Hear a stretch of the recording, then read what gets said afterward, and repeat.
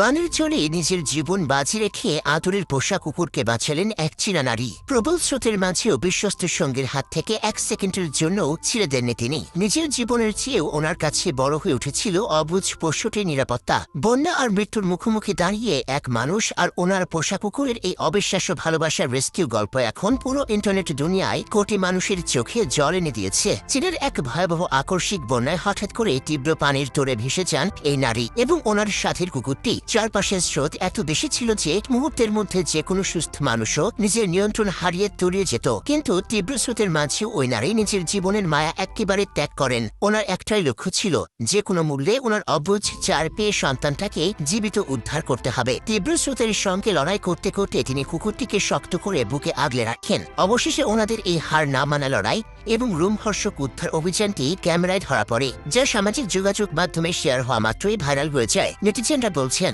অবলা প্রাণীর প্রতি মানুষের নিঃস্বার্থ ভালোবাসা সত্যি পৃথিবীর বুকে মানবতার এক অনন্য দৃষ্টান্ত।